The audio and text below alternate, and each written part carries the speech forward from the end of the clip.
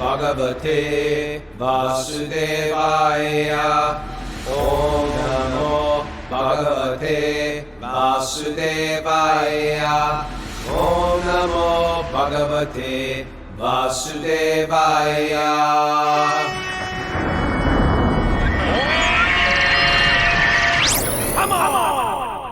Live from the Upper West Side of Manhattan, New York City, this is Wisdom of the Sages, a daily spiritual podcast that makes ancient wisdom relevant today. I'm your host today, Kaustubha, as Raghu has the day off, this guy. You know, always taking days off. We need him. But anyway, we'll do without him today. Raghunath, we miss you, and we're always thinking of you. Welcome to the show, everybody. This is episode 1358. Today's an interview day. We have very, very special guests who we've wanted to have on the show for a long time, and that's Acyuta Gopi. But before we go there, Linda, let's check in with you. How are you doing today, Linda? I'm doing well, Prabhu. Thank you so much. It's great to be here. This is your last day visiting your family out in Tennessee. Tennessee, yeah. I've been You're there. a Southern girl. People may I'm not a know Southern that. girl. Yes, I am. Accent's a little bit there still, but not so much. Yeah. I've in my corporate life, I work to get rid of it, and then whenever I come back to Tennessee, it comes back a little stronger. So Sneaks back up on you. Gotcha. But it was great spending the week with them, and I got to see Cindy Lunsford and Stephen yesterday. What a treat that was to be in their association, and now I head back today. So excited about that. But let me give you some announcements. So we've got Mara is missing today as well. Mara also still in Africa. They had the big wedding yesterday, and she had a great time. And they're out on, I think, a boat party today. So, all right, everybody's enjoying life but me. Kaustubha, we got to get you a day off. I think so. Okay. What do you got to announce today? So we've got a Bhakti Recovery Group meeting today at 1 p.m. And then I just want to remind everyone that, join us on our new platform, wisdomofthesages.com, our Sage Circle. I don't think we've still officially named it, but we've got probably close to 40 or 45% of our Patreon members have moved over, and we'd really love to see everyone join. The feedback that we've gotten has really been incredible. And if you're already on, don't forget that you can download the Circle Communities app and get mobile access to the site also, which I've had several people reach out to me and say, you've got to promote that, because it's really nice to have it right on your phone and not feel like you have to be tied to your computer to go in and be part of the community. Right. And that means that there's an archive of well over 500 different classes and courses and so on. So now you have that all right in the palm of your hand. Yeah, right in the palm of your hand. You can do classes right from your phone. And it's been really great, the people that have contributed to it. I woke up extra early yesterday and went into the chat and just read through a lot of the people contributing, because we've asked people to share their story of how they found Bhakti.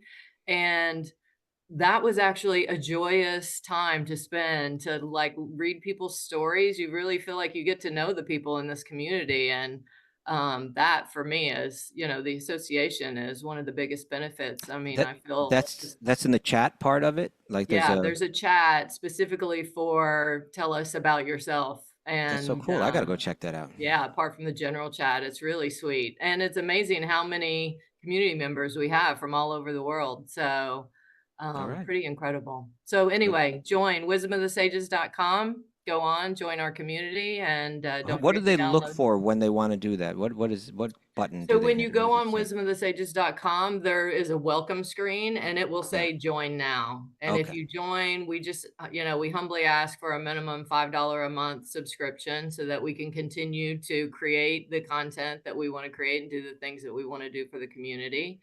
Okay. If you want to give more, give more. It's a personal decision and everyone can decide. But and then once you decide on your subscription, then you get access to the full site, the calendar, the merch shop, the chat, the community chat, all the courses, of which like you said, there are over 500. And more coming, every day. We'll eventually transition and probably do the show from that site. We can transition and do Sage groups from that site. Sure. Yeah. So we'll continue to evolve all reading the new groups. Content. I think we already have some reading groups. We plan to have. We do have some reading groups. Narayani does her reading group every Friday. So Yeah, it's really, It's going to grow. Now that we it got it, it's is. going to grow more Yeah. still. And So, all the new content will only be on that site. So, please join us. all right, move it on over from Patreon over there. That's right. All right. Anything else for today? That's it for today, So Prabhu. we're back tomorrow at 7 a.m., Back correct? tomorrow, Monday through Friday, all next week at 7 a.m. Great. Thank you so much, Linda. Thank you. Now I want to introduce our special guest. For as long as she can remember, kirtan or bhakti yoga practice of mantra meditation through music has been a focus of Acyuta Gopi's life. The art of writing soon took up residence in the spaces of her heart, not occupied by music. And the transformative power of prayer soon followed suit. With the blessings of her family and her teachers, she has had the amazing fortune to travel the world singing, writing, and witnessing those heart transformations that she loves so much firsthand. She can honestly say that conducting workshops, classes, and seminars on kirtan has absolutely changed her life for the better. And she can't think of a better way to live. Now, along with her family, she's focused her efforts on the New York City community and pouring her heart into the beautiful practices of kirtan, writing, and the incredibly transformative tradition of Bhakti Yoga. Welcome, Acyuta Gopi. Thank you. I was reading her bio. She sent me last minute a bio that was written in first person. And they said, yeah, you just got to change like I to her. But actually, no, it was more complicated than that. But you did it really well. I tried. Thank you very much. There were some moments even I was like, wow, this is good. You Wait, pulled it off. like this is good. Welcome, Acyuta. This time, right now, you're in Austria. Yeah. Kind of a secret get together, maybe a little secret. It's one of these little secrets. Raghunath and I were there last year. It's some friends of ours get together in a beautiful alpine lake there, and I'm missing you guys. But you're just, I'm sure you're having the time of your life over there. Yeah, I mean, Very storytelling with beautiful. kids. We're doing a whole deal. And Yeah, it's yeah. also the most perfect place to do a podcast for Sure. wisdom. Yeah. Well, we had last year we did your brother Ananta Govinda at this time, and I think that became like on YouTube. It became our most popular ever episode. And we're really competitive, so I'm really hoping Okay. that All right. You got to get this out. But I remember last year I spent about a week there. Generally, we get together for about 2 weeks there, and I spent 1 week there, and then I left, moved on. But there's no schedule there. Everybody just kind of mingles and has free time. You usually don't get that, right? Usually there's always some big schedule to follow. yeah, there's a huge either, there's a kirtan festival or a workshop schedule, and then we're in a place for 3, 4 days, and then we're heading back to the US at crazy hours. And Okay. here it is definitely a mind shift because it's like, what do you Yeah. mean nothing for 2 weeks? Yeah, slow down, everybody. Get to know each other, talk, Yeah. think differently. After a few days, you're like in a different zone. Yeah. But the only thing that's like a daily schedule is that in the evenings there's kirtans, and there's a lot of really wonderful kirtan leaders. And I remember it very, what's the word when you remember something very clear, like it's with me still. Is the last night before, I had to leave early the next morning, and the last night I attended the kirtan, and it was first Madhava led a beautiful, beautiful kirtan, and then Badahari took it next, and it was kind of you and him going back and forth, especially. And Varshana was there playing her violin. Yeah. She's a devotee, a disciple of Radha Swami, and one of the world. I'm not exaggerating when I say she's one of the world's top violinists. She's the soloist for the I believe it's the Vienna Philharmonic. She's incredible. She has like centuries old violins that she just, Yeah, that's yeah, what she, yeah, she's got that. What is it? The Stradivarius. yeah, Yeah. like the kingpin of all. Yeah. Yeah. And but that kirtan, oh, I'd never heard the melody before, and there's just something about it. Before long I said I got to record this, so I got a good large 45-minute chunk of it, and I still listen to that now. But it's really wonderful. And this is, let me say, for those who haven't heard of Acyuta Gopi, she's more than any, she's a writer, but more than anything, she's known for her kirtan. and she was kind of raised in a kirtan dynasty. I don't think you actually have any recordings of your own, like Like like studio quality released, recordings. Yeah, yeah, no. like official albums or anything like Yeah, that. that's the crazy thing. I have not released All these years. not one of my own, which is But still, despite kirtan's like a different world, still despite that, it's it's it still has that kind of DIY underground kind of thing where like you're known like globally as like as a really wonderful and important kirtan leader. So there that's are YouTube videos that have over 40 million views, and I looked and it was 40 million of you doing 40 kirtan. million. That's Yeah, crazy. 40 million. I was like, that's That's not a real insane. number. That's like you top the Beatles practically like in one video clip or something like that. Yeah. That's amazing. That's really amazing. But let's start just by talking a little bit about, how you dropped into this world of kirtan and bhakti, your how you grew up. Yeah, so I Bhakti has been integral to the whole reason that I am here. I was born 2 months premature. You know this, Kaustubha. I And didn't know that. I've always thought she's small for the family. I definitely thought that. I am small for the family. Yeah. And so when You know what? I probably did know that, but it just I hadn't thought of it in a long time. yeah, so I was born 2 months premature, and I was only a pound and a half. Really? So small. So I was a pound and 12 ounces when I was born, and then dropped weight and went down to a pound and a half. Oh. And So it was my a mom, maybe dangerous circumstance. Was it? it was super, super dangerous. Yeah. Okay. My mom says skin was translucent, the whole deal. Wow. My dad was saying that I would fit literally from here till here in his palm. Amazing. So that was it. It was just that big. There's And something sweet about that, but I'm sure it was more scary for right, it them. was like, oh, that's so sweet. It's like, actually, that's Yeah. terrifying for a human. Right. We're not supposed to be that small. Right. So my parents were praying the entire time. I sure. And my dad would come every evening because I was in an incubator for several months, like Hmm. at least 2.5, something like that. And I was in the incubator that whole time, and my father would come and he would sing for me. But my mom would come and she was so stressed out about the situation that all she could do was sit and read Srimad Bhagavatam. Wow. Every, Yeah, and we should say that your parents were initiated devotees, really important devotees in the New York community and the temple, the Radha Govinda temple in Brooklyn. yeah, they joined in 1974 when I Okay. was born in 85. Right. So you So were, yeah, you were born into it and you're in that incubator and they're coming and doing kirtan and reading Bhagavatam. right. And so Okay. this is actually the perfect time to ask me about this. Because I was born on May 7th, and funny enough, at 2 months premature, I should have been here right around now. Oh, I see. It This would have been your actually should birthday. have been when I was supposed to come out, but I was too eager to Okay. get out and talk to everybody. Right. So my mom would read Srimad Bhagavatam, my father would sing, and here I am. So Yeah. prayer was completely and absolutely, utterly integral to everything Right from that the beginning. yeah, it's literally the reason why I'm here. And then of course your family has great musicians and you're kind of born into the kirtan tradition of the Radha Govinda temple, which was a powerful kirtan tradition.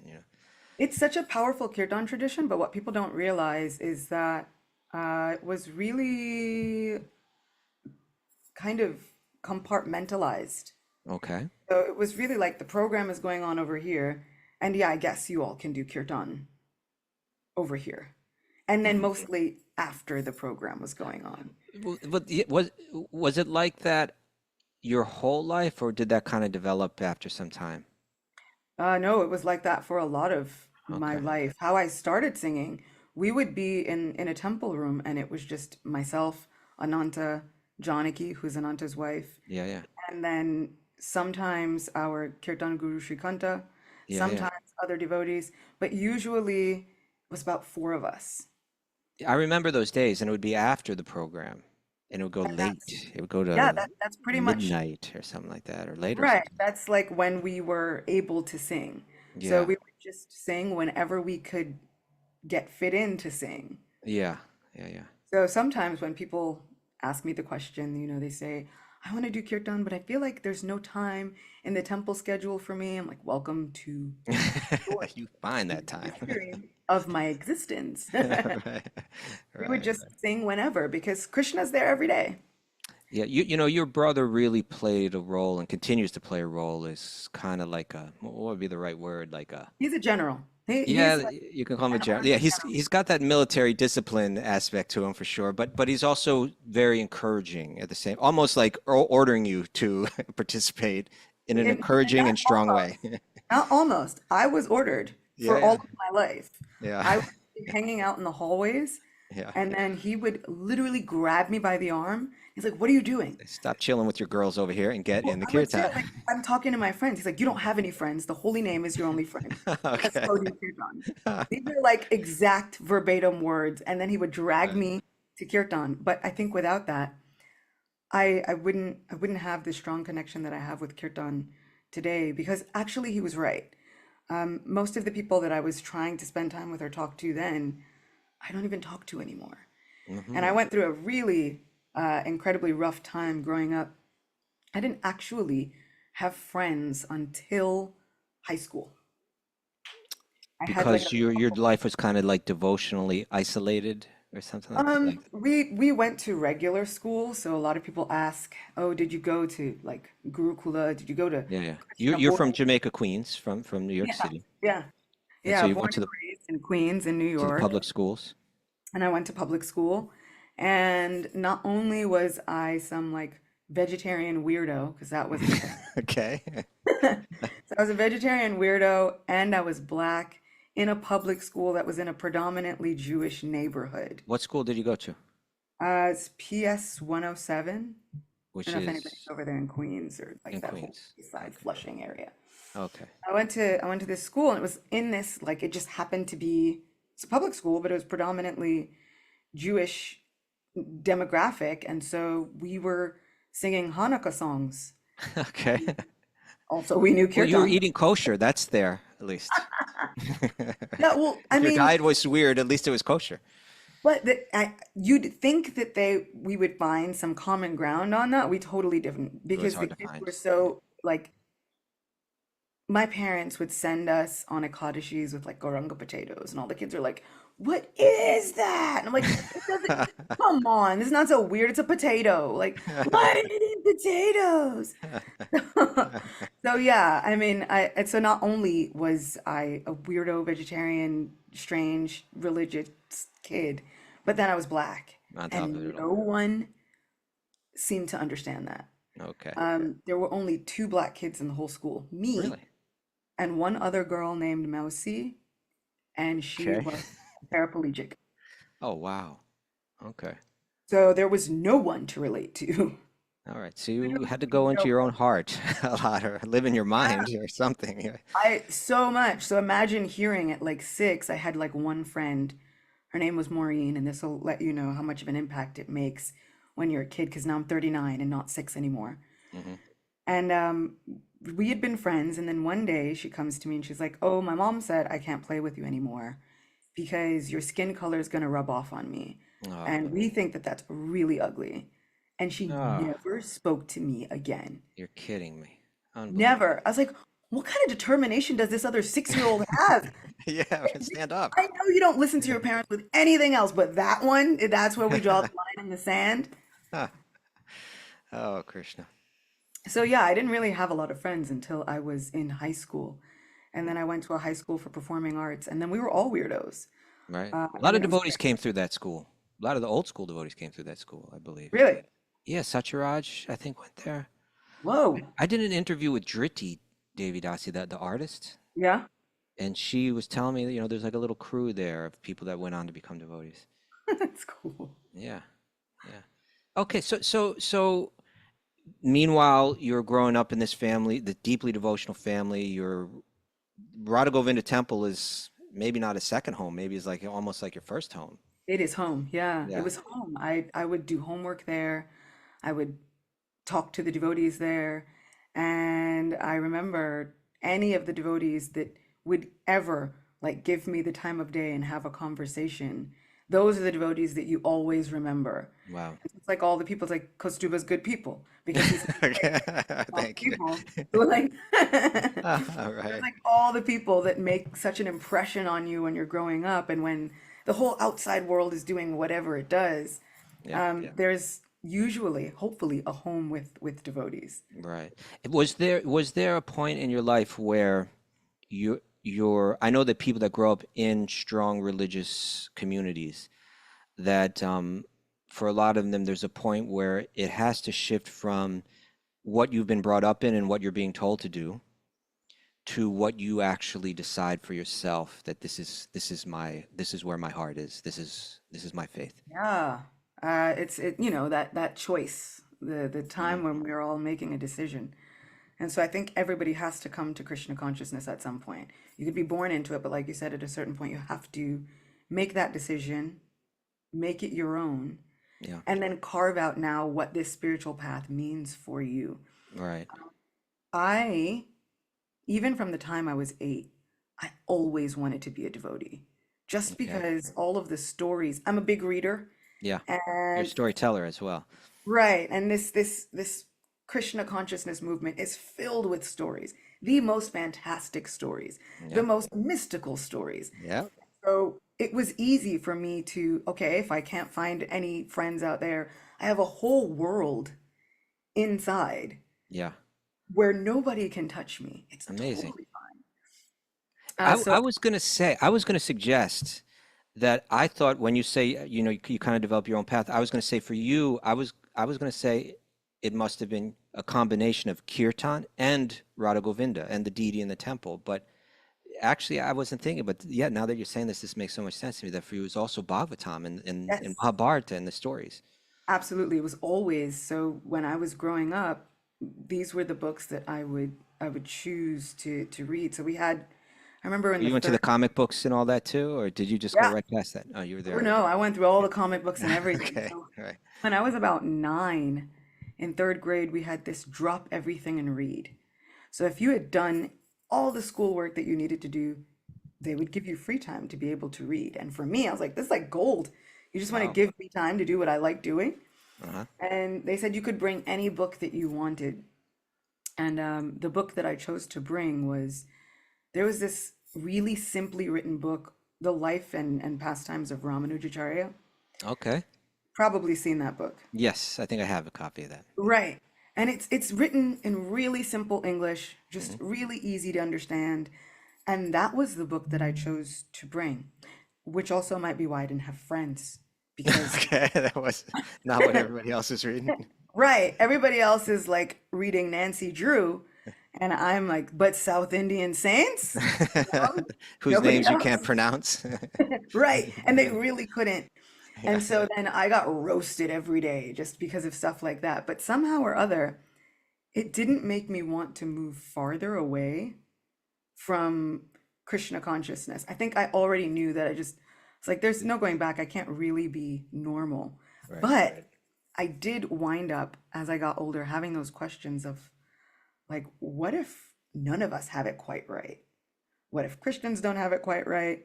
What if Muslims don't have it quite right? And Buddhists don't have it quite like what if there's all like smidgens of truth Hmm. from every but what if nobody has it like quite right? Okay. I'm not so sure like what I think about all of this. Like, is it all true? And The then questioning began. right. Yeah. And then when I was about 17, 18, my mom's mom was passing away. Okay. And she was passing from throat cancer and a host of other things. And my mom was there and she would go visit her mom, and her mom was not favorable toward the devotees at all. Okay. And so at one point, she couldn't really speak so much because the throat cancer was kind of taking over vocal patterns and such. Yeah, yeah. But one day she starts just kind of freaking out. And my mom is saying, "What's wrong? What's wrong?" And she says, "They're pulling me." My Get mom's out of like, here. "Pulling you? Who is there's no one here. What are you talking about pulling you? Who's pulling you?" And my grandmother's kind of frantically looking around, and one of my mom's sisters, she had just colored her hair this like red auburn copper color, Hmm. red copper color. And my grandmother points and goes, hair like that, because her hair was short and it's got like this copper color. And my mom goes, oh my God, the wrong people are here. Your mother, okay, so let's fill people in on My mom that is may be in this unaware. room. Yes, please fill in the blanks. So this what Acyuta Gopi is speaking towards is in the Bhagavatam. There's a story of a person named Ajamil, and it's sixth canto. It's describing his death.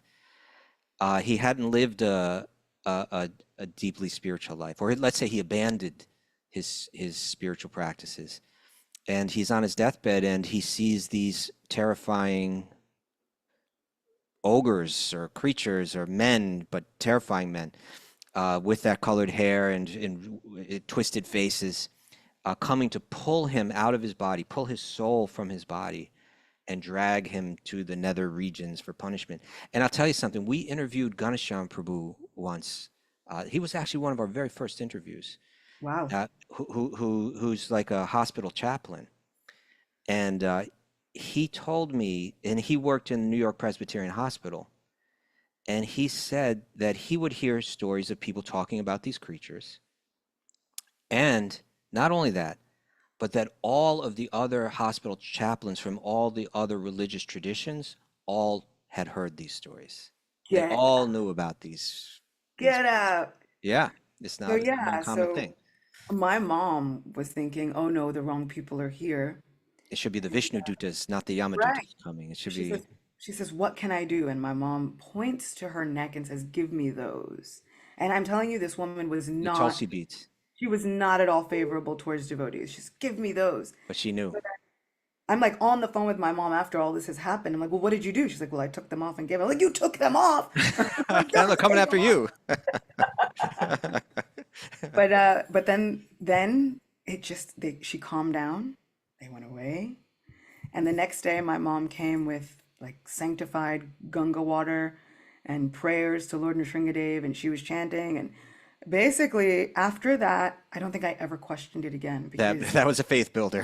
well, yeah, it was. But Yeah. also I was thinking if all the worst things are true, then Then all all the the best best, things also yeah, have to be true. that's so And cool. even better than I can probably imagine. Very interesting. At what age was that again? 17 Like or so? 18, yeah, 17 or 17, 18. 18. So at that point, was it natural that your going into kirtan was a deeper experience, going into prayer became a deeper thing, or Uh, maybe gradually? yes, but also, so right directly after that, not too long after that, His Holiness Bhakti Tirtha Maharaj began leaving his body. Okay. And that was huge for me. That was about 2005 or six or something like that. Right. So I'm trying to remember. 2000, About 20 years ago. right. So 2002, yeah, 2002, I'm 17. So then 2003, then 2004, 2005, then when things start going downward and Bhakti Tirtha Maharaj He was was a leaving. very important spiritual leader in your own family. Yeah. Yeah. He was definitely like an uncle. Yeah. He was always, always encouraging me in kirtan. And I didn't even know how he knew that because he would know that I played mridanga and he Hmm. would send me into the middle of a group of whomever. He's like, go, play Just play. mridanga, you go, lead. Like, and that, it's hard to, you have to get over this stage fright at some point. Yeah. And my thing has been that yes, I am afraid, usually terrified. Still, even before kirtans, I will get nervous. Hmm. But there's a feeling that happens somewhere in the middle when Krishna takes over. And if you say yes to the service anyway, and Bhakti Tirtha Maharaj's famous quote, he says, when you don't feel the capability to do something, a service, but you say yes in the mood of performing that service, that's when empowerment happens. Hmm. That's the formula right there. And that's what I feel like with kirtan. We won't always feel capable. We won't always feel like we should be there, or somebody might have a better voice, or somebody might be more recognizable.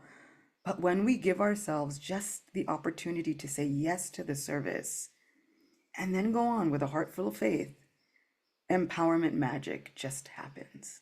Wow. I will take that to heart. I will meditate on that. That's very, no, when to hear you say that, it lends a lot of weight to it because we see the power that comes through your kirtan. That this little 1 pound baby, starts to. I always thought of you like I said. I had forgotten um, that important detail about your life, but I always thought of you as a small person with a lot of power. Yeah, I've been called a powder keg. Okay. So maybe we can kind of come up more to like the present now and just speak about bhakti in your own life, and like where your inspiration lies, and how maybe like how the practices of kirtan, japa, prayer, how they intersect in your devotional practice and what they mean to you at this stage in your life. Yeah, now I feel You're a like, mother now. You're in a yeah, whole different world, right? right. It is, and I'm a homeschooling mom. Like sometimes I look at this kid and she's 13 and doing her own thing and being like emo some days and just a eccentric artist other days and diving into anime some days. And the other day I was like, who's gonna come pick up this kid I've been babysitting for the last like 13 years? And then I realized, oh wait, it's mine. It's my I'm still girl. responsible. Okay. But yeah, it's been completely, completely different. And funny enough, I for a long time I never thought I wanted a girl because the world is mean to girls. Mm. And They're more vulnerable. right. Yeah. And I was like, oh, this world is pretty ugly. Like I've been through some stuff. And I don't know if I want to, because your core instinct is like, well, let me shield and protect them from every little thing that could happen. And Yeah. that is impossible. And so I don't know that anything has quite built my faith like motherhood. Mm. Number one, even like having a child.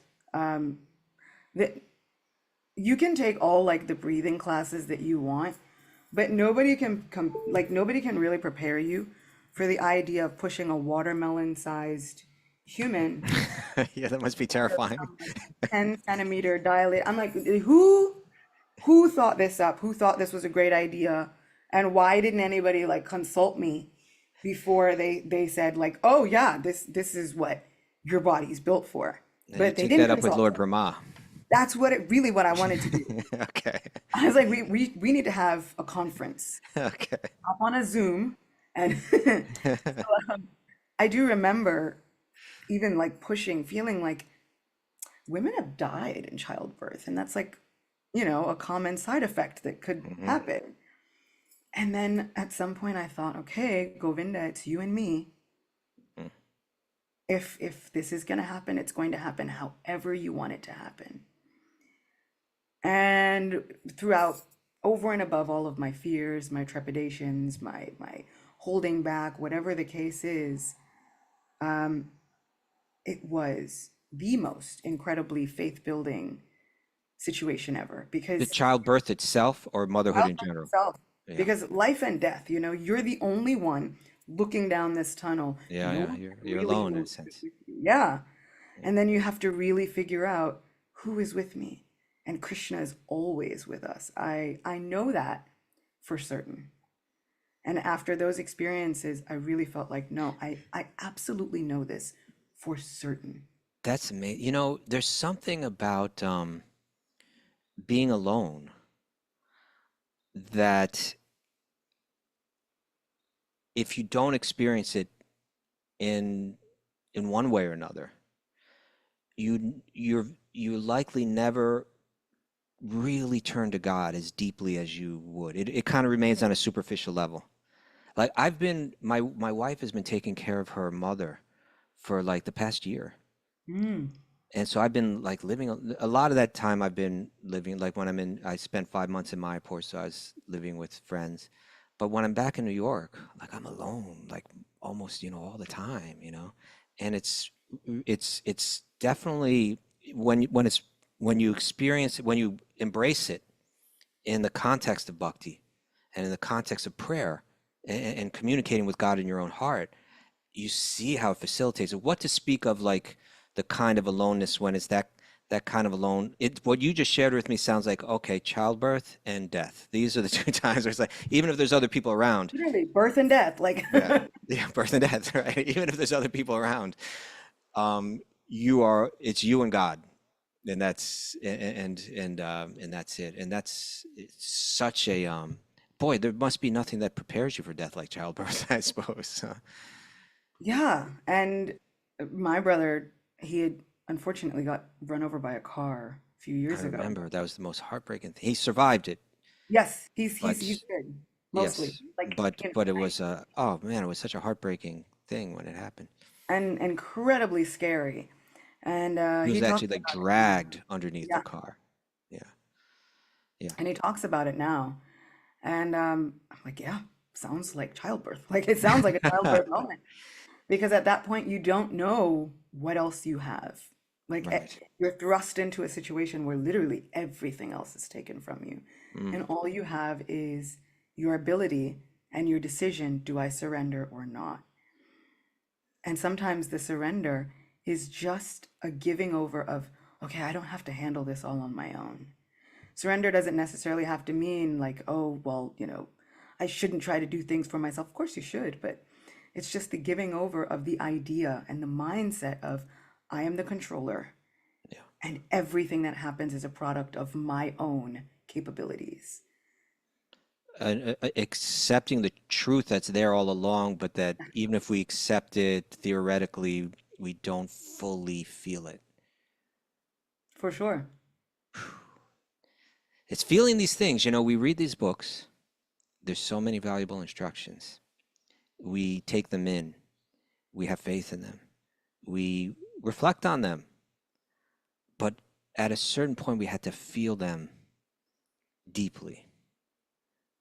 And I think that's the birth of the real connection that one has with God, that it's not theoretical, but it's as real or even more real than anything else that we experience. And not even built on any of the identities that we cling to. Yeah. So it's like my relationship with Krishna is not based on any of these identities that we think make us who we are within society. So, yes, I'm a mom, but also I'm Krishna's friend. Yeah. And Nandi, who's my child, Yeah. she's also Krishna's friend. Right. And it's like over and above all of the things. So we don't really find ourselves. There always comes that point in a like any society and community where you have that thing about yourself where it's like, wait, but if they all knew this about me, would they all really still be here in this community supporting me? And I guarantee you, Krishna would be there supporting you, no matter what it is. No matter what it is. It's such a powerful principle that this idea, and even what you're sharing now, like there's this childbirth, but there's also this, like you're saying, like now there's this individual with their own proclivities and ideas and desires and interests that I have. Before I was directing the entire thing, and Yeah. now they're kind of just like taking off on their own. Yeah. That feeling's got to also be like, oh, I'm just alone with you again, Krishna. It's like, and that experience of I'm speculating, so you can tell me if what I'm saying is true, but this idea that we feel we need these direct connections with other living beings for life to be meaningful and secure and satisfying. But when we get it, that actually we both, this individual and I, have a more real connection with the root of all existence. And when we both understand that, we understand each other better than we ever had, and actually connect better than we ever have.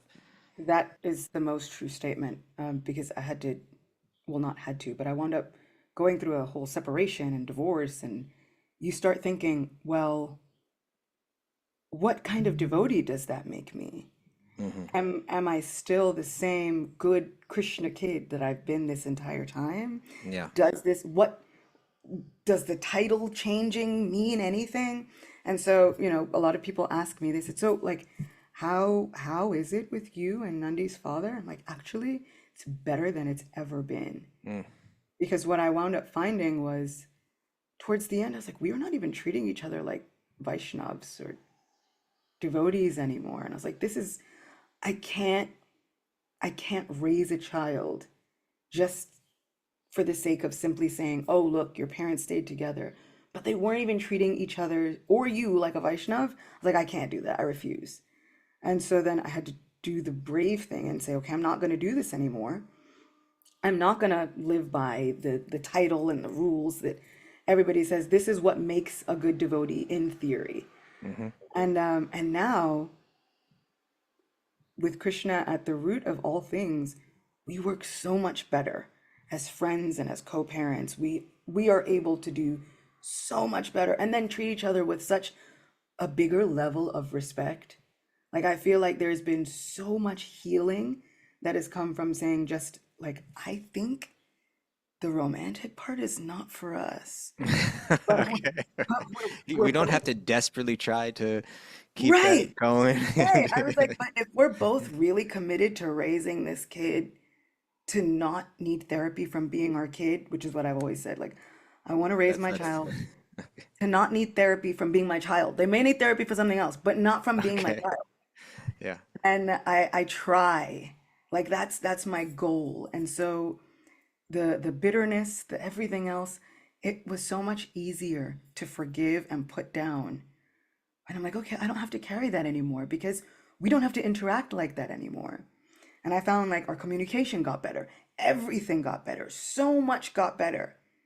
Mm. Which then, then some well-intentioned people are like, so then does that mean that you should get back to, I'm like, no, that doesn't mean you get back together. That means you fix what's working. Like, don't Don't romanticize. if it's not broken, don't fix it. Right. I'm like, just allow the process to work.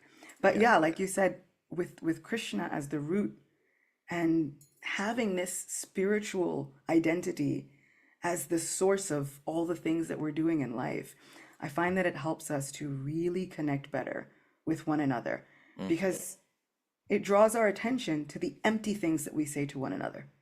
And then sometimes, somebody said something to me the other day and I can't remember what it was. And I was like, really? Do you really think that? Is that what you really feel today? And they said, no, it's kind of like a devotee thing I just say. And I was like, okay, yeah, we might not need to say those things. Right, right. Yeah, this is always where the spiritual where the great saints, the great devotees, through their life, through their instructions, they're kind of always trying to nudge us or push us or encourage us to always be progressing in the depth of it, right? In the depth of our understanding. But it does seem like life has to kind of like Krishna has to kind of work in his way to put us in some kind of circumstances that kind of pull us into that more contemplative world. Yeah. Prabhupada said, unless you have become sufficiently frustrated with this material world, you never have that Arjuna moment where, So like, Govinda calms. finds his ways to frustrate you. Right. So then, as our friend, he's like, let me help. You're like, wait, wait, wait. So we've got 10 minutes or so left at your time. I'm wondering, maybe let's just talk about, maybe you can share with us just some thoughts, just some encouragement or some instructions or some ideas about how we might approach our own sadhana, our own spiritual practices, just realizations of your own that might inspire us. Yeah. Being spiritual is, I think, the most brave thing that anyone could ever do. It's not bypassing reality, and No, some people see it that way. I mean, some people could see it that way, and there are some people that it does breed that in the beginning. But Okay. whatever spirituality you're in, if you stick with it long enough, you get past the oh, everything is just so beautiful and I'm so happy phase real quick. Okay.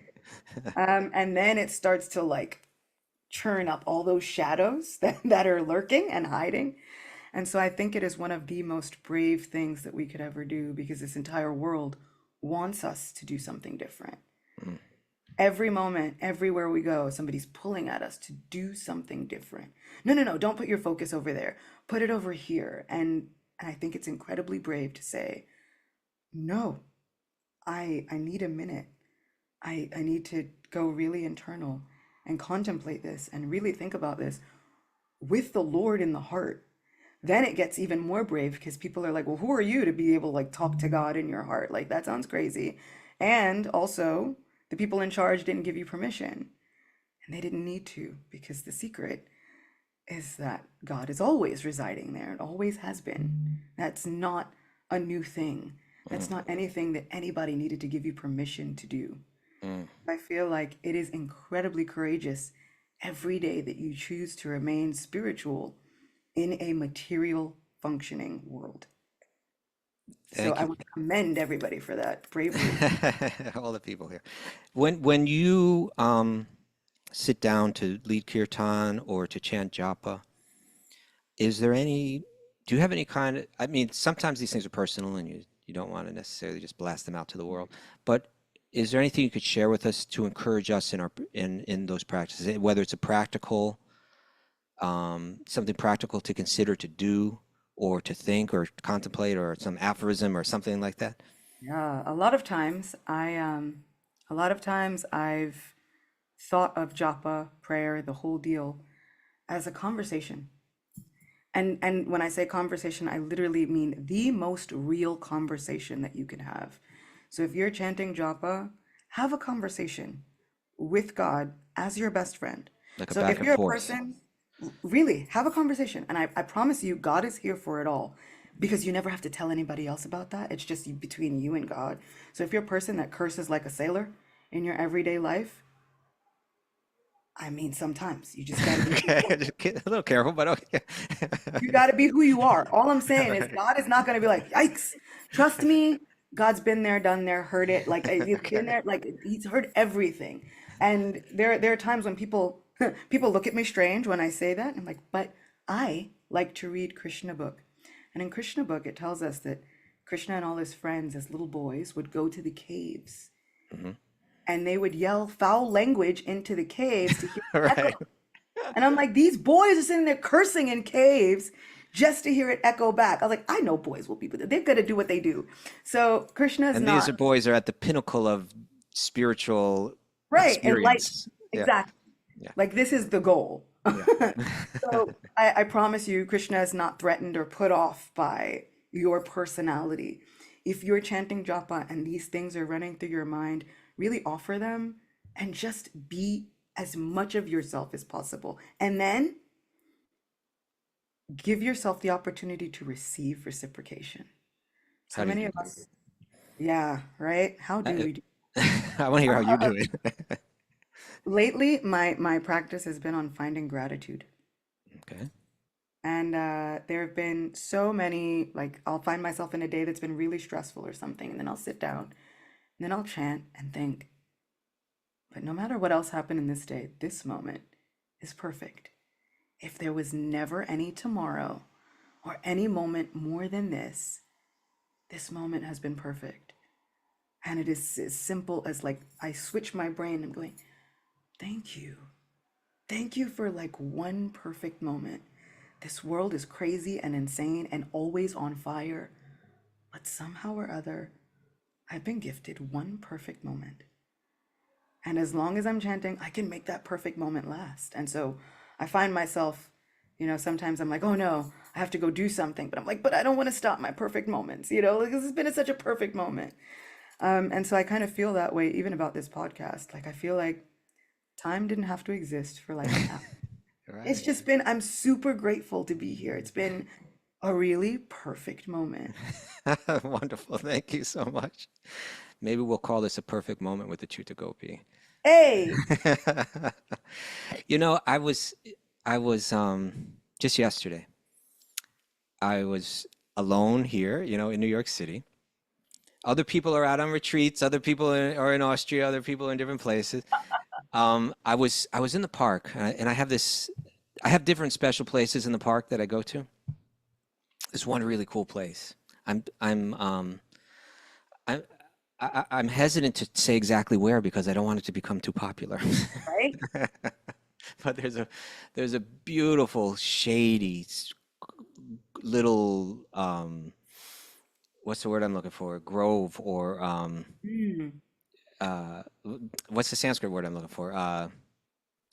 Pleasure grove, Oh, like a little kunja, you little call it. kunja. Yeah, there's a little kunja that I go to sometimes. And I was thinking just yesterday, I went there and I spent time writing and I spent time chanting.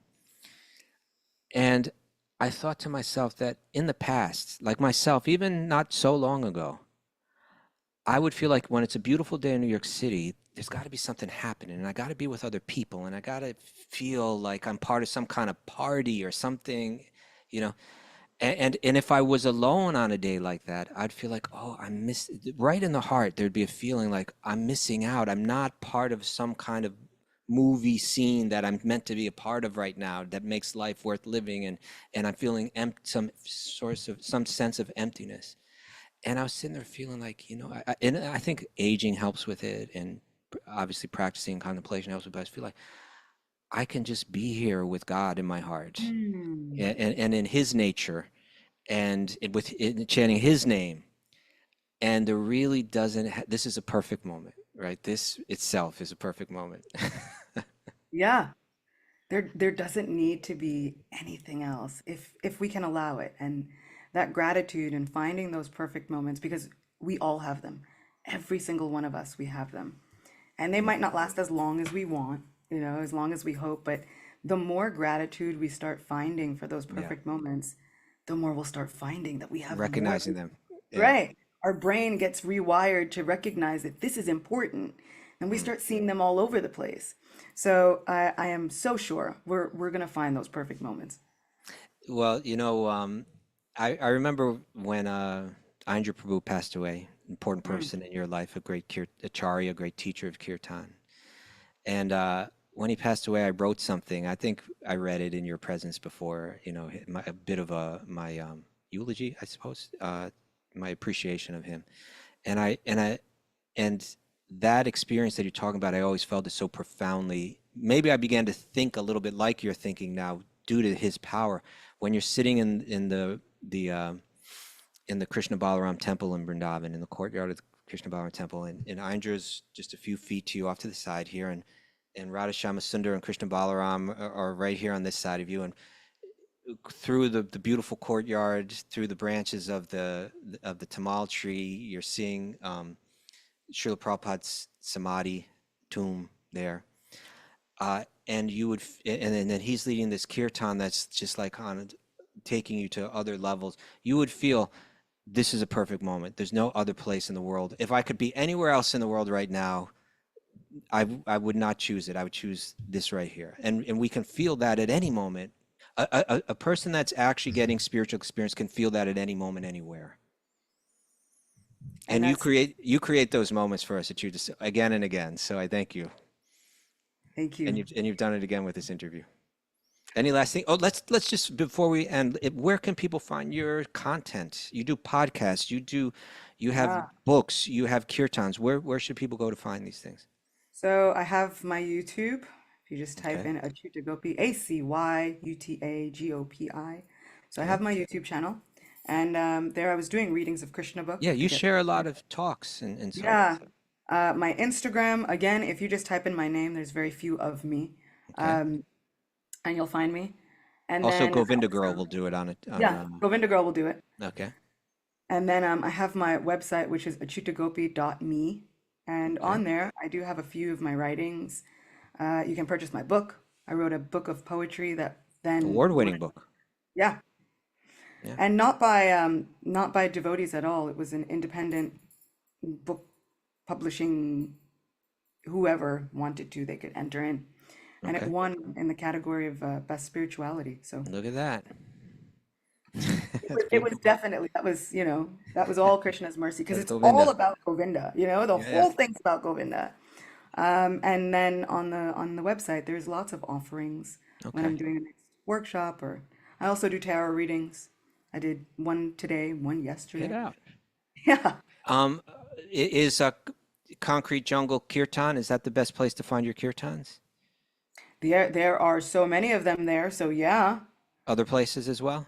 YouTube has a gazillion Okay, videos so just of go to them. YouTube. Basically, if you all contact Karuna, Little Karuna. Yeah, yeah. she can probably give you every link you ever need. Okay. Well, Karuna shared a little something here on the chat board. She said, "Everybody, give this message a thumbs up if it's because before the show we were saying hello to everyone, and little Karuna, our 10-year-old little, we were saying she's our future acharya. She says Acyuta Gopi is the acharya, not me, and the proof of her words are in the 48 minutes, or now the 60 minutes of this interview." Nah, you can't fool me, Karuna. You're an acharya. No 10-year-old writes like that. I know, I raised one. Okay. Thank you so much, Acyuta Gopi. Linda, you want to strike up the music? Oh, hey, this is Achyuta's music we're hearing today. Okay. Actually, normally we play Mayapuri's Jai Shri Krishna at this time, but were you on that I was recording? also on that. Yeah, I was going to say, Yeah. you were on that too. Yeah, that recording is like, that was not an ordinary recording. That thing kind of dropped out of the spiritual sky. And so I was asking, I had Dunya on the show, and I was saying to her, when you were all recording this in the studio, did you realize that like something special was happening? She said, actually, we did. We felt like this is really something happening here. You know? We were having a lot of fun too. Yeah, I bet. Okay, everybody. Yeah, if everybody, please go, Linda, in the descriptions of today's podcast, maybe you can share links to what Acyuta shared there, where we can find her stuff. Always such a pleasure to be with you, Acyuta, and always a pleasure to be with everybody else here today. It's a Sunday, a good day to take some time to find those perfect moments, recognize those perfect moments, do some spiritual practices, open up your mind, open up your heart. And we'll be back tomorrow at 7 a.m. With Raghunath doing Bhagavatam again. Acyuta Gopi, thank you so much. Everybody, thank you so much for coming. It's, as Raghu would say, it's a beautiful day. For a beautiful day, let the magic flow.